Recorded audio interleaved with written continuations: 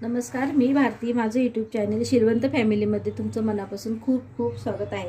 चला तर आज आपण बनवणार आहोत जिरं बिस्किट. जिरं बिस्किट कसं करायचं, कशा पद्धतीत करायचं हे मी तुम्हाला शॉर्टकटमध्ये सांगणार आहे. तर चला तर आपण इथे घेतलेलं आहे जिरं, 2 चम्मच जिरं घेतलेलं आहे. त्याला चांगलं मी आता गरम करून घेते. आपण याला आता भाजून घेऊया जिऱ्याला. तर बघा आपण चांगलं भाजून घेतलेलं आहे. थोडं थंड झालं की याची आपण थोडीशी पावडर करून घेऊया. तर आपण जिरं आहे ना ते चांगलं असं बारीक करून घेतलेलं आहे. म्हणजे आपण ते लाटणं आहे ना, लाटणं फिरून घेतलं याच्यावरती. आणि इकडे घेतलेली आहे आपण कढई, आणि इथे घेतलेली आहे आपण पिठी साखर. साखर नसेल तर तुमच्याकडे जी मोठी साखर असेल ती मिक्सरला लावली तरीही चालेल. मी मिक्सरला लावूनच घेतलेली आहे. त्यानंतर इथे तूप घेतलेलं आहे, आणि इथे बी घेतलेले 2 वाटी गव्हाचं पीठ. तर सर्वात पहिला आपल्याला इथे काय करायचं आहे, तूप जे आहे ते असे कढईमध्ये घालून घ्यायचं आहे. ते बघा, अर्धी वाटी मी तूप कढईमध्ये घातलेलं आहे. त्यामध्ये आपल्याला अर्धी वाटी साखर घालून घ्यायची आहे आणि चांगलं मिक्स करून घ्यायचं आहे पहिला. तर हे बघा असं चांगलं मिक्स करून घ्या. हे बघा आपण साखर आहे ना तुपात अशी मिक्स केली तर बघा कसे झाले. त्यानंतर आपण आता इथे घालणार आहोत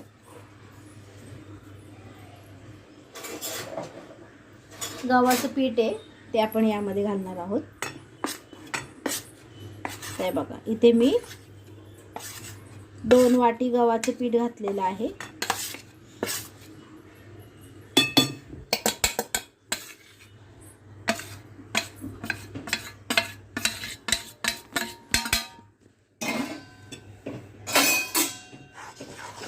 त्यानंतर आपल्याला यामध्ये घालायचं आहे ती जिराची पावडर जी बनवली होती ती आपण यामध्ये घालूया.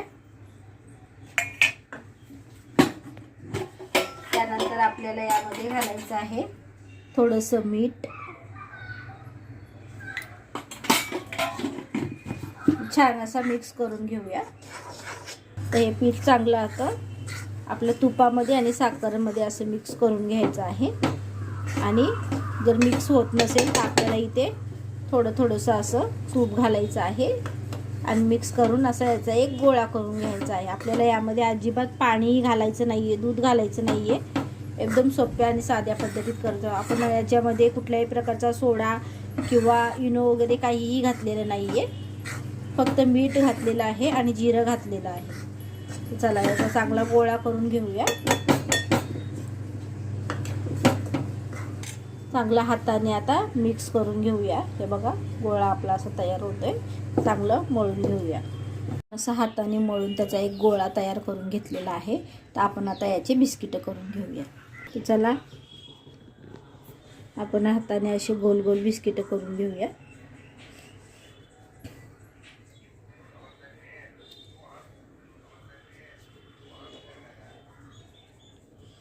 तुम्हाला जशा प्रकारे जशा आकाराने करायचे तशा आकाराने तुम्ही करू शकता. जर तुम्हाला अशा आकाराने करायचे तर असेही तुम्ही करू शकता चपटे.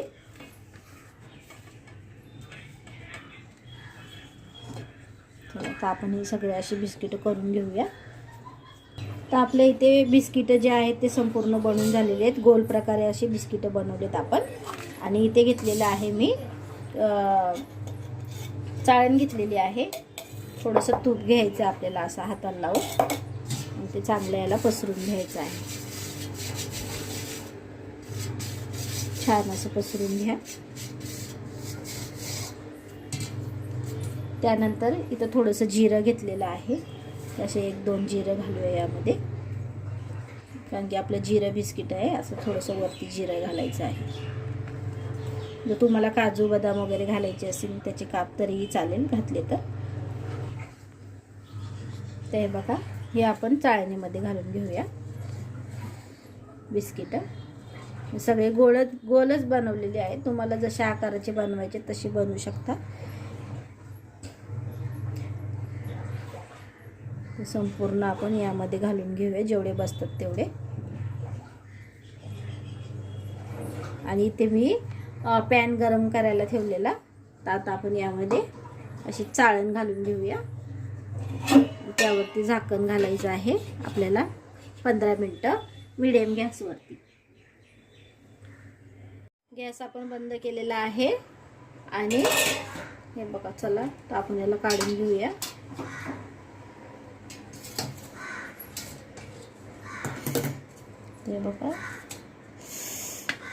हे बघा छान झालेले आहेत आपली बिस्किटं.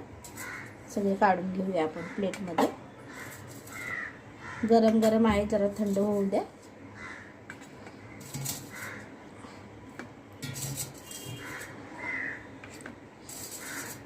त्यानंतर आपण इथे जे बिस्किट ठेवलेले आहेत त्यालाही आपण यामध्ये घालून घेऊया. पुन्हा आपण याला थोडंसं असं तूप लावून घेऊया.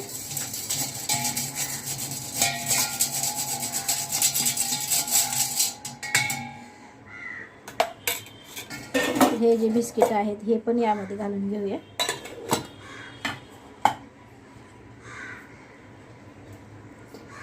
असे ठेवून दे.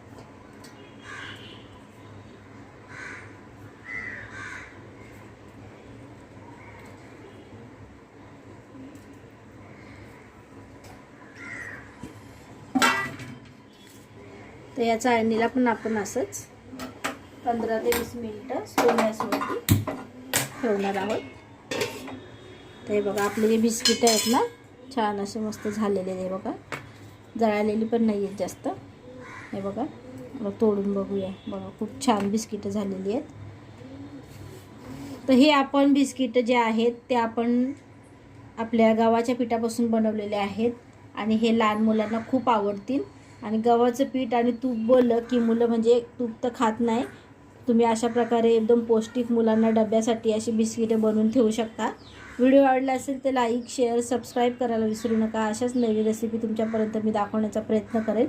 आणि व्हिडिओ बघितल्याबद्दल थँक्यू. कमेंटमध्ये नक्की सांगा की व्हिडिओ कुठून पाहता.